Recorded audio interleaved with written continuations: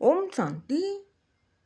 आज 4 मार्च 1972 की अव्यक्त बाप दादा की महावाक्यों में से सुनते हैं मुरली मंथन। मुरली का सार है, अधिकारी बनने के लिए अधीनता छोड़ो। बाप दादा ने कहा, अपने को विशेष आत्माएं अर्थात विशेषता दिखलाने वाली समझती हो। ऐसा विशेष कार्य कौन सा करके दिखाएंगी जो किसी ने करके नहीं दिखाया हो? इसका प्लान सोचा है? बाबा ने कहा, पास विद ऑनर बनने का लक्ष्य और बाप का शो दिखलाने का लक्ष्य तो सभी का ही है, लेकिन इसमें नवीनता यही दिखानी है कि कोई भी विघ्न में, कोई भी कार्य में मेहनत न कर और ही अन्य आत्माओं को भी निर्विघ्न और हर कार्य में मददगार बनाते सहज ही सफलता मूर्त बनेंगे और बनाएंगे। फिर बाबा ने समझाया, सदैव यही लक्ष्य रखो कि हम दुख हरता सुख करता के बच्चे हैं। किसके भी दुख को हल्का करने वाले स्वयं कभी एक सेकंड के लिए भी संकल्प और स्वप्न में भी दुख की लहर नहीं आ सकती। बाबा ने कहा, अगर सदा बुद्धि का संबंध एक ही बाप से लगा हुआ हो तो संबंध से सर्व शक्तियों का वर्षा अधिकार के रूप में अवश्य प्राप्त होता है।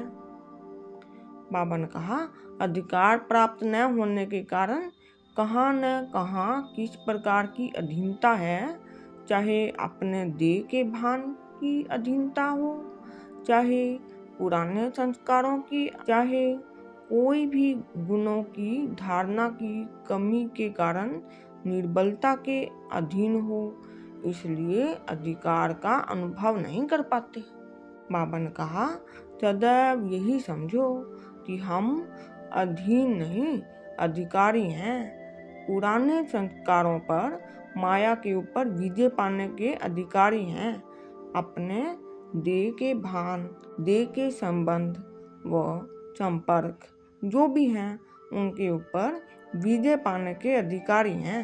बाबा ने समझाया, जो अधीन होता है वह सदैव मांगता रहता है, अधिकारी जो होता है वह सदैव सर्व प्राप्ति स्वरूप रहता है। बाबा ने कहा, सदैव यही नशा रहे कि सर्व शक्तियाँ तो हमारा जन्म सिद्ध अधिकार है, तो अधिकारी बन कर के चलो।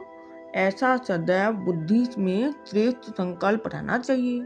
फिर बाबा ने समझाया, संकल्प को श्रेष्ठ बनाओ और सदैव सर्वशक्तिमान बाप के साथ बुद्धि का संग हो। बाबा ने कहा, सदैव यही समझो कि सोचना, बोलना, करना है तो कमाल का, कॉमन नहीं।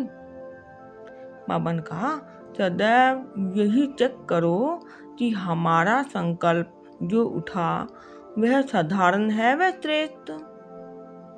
बाबा ने कहा, अपने परिवर्तन से आत्माओं को अपनी तरफ व बाप की तरफ आकर्षित कर सको, अपने देह की तरफ नहीं, अपने आत्मा की रूहानियत की तरफ। बाबा ने कहा, तुम्हारा परिवर्तन सृष्टि को परिवर्तन में लाएगा। फिर बाबा ने कहा, सृष्टि का परिवर्तन तो श्रेष्ठ आत्माओं के लिए रुका हुआ है। बाबा ने कहा, यही विशेषता दिखाने सेकंड में अपने संस्कार व संकल्प को जीवन में लाकर दिखाएं। बाबा ने कहा, जो साहसी हैं उनके साथ बाप सदा सहयोगी है, इसलिए कभी भी साहस को छोड़ना नहीं। हिम्मत और उल्लास सदा रहे, हिम्मत से सदा हर्षित रहेंगे, उल्लास आलस्य को खत्म करेगा। फिर बाबा ने समझाया, जो पुरुषार्थी पुरुषार्थ के मार्ग पर चल पड़े हैं उन्हों के सामने वर्तमान समय माया का वार इस आलस्य के रूप में भिन्न भिन्न तरीके से आता है, तो इस आलस्य को खत्म करना है। इसलिए सदा उल्लास में रहो। फिर बाबा ने समझाया, आलस्य धीरे धीरे पहले साधारण पुरुषार्थी बनाएगा, समीपता से दूर करेगा, फिर दूर करते करते धोखा भी दे देगा, कमजोर बना देगा, निर्बल बना देगा। निर्बल बनने से कमियों की प्रवेशता शुरू हो जाती है।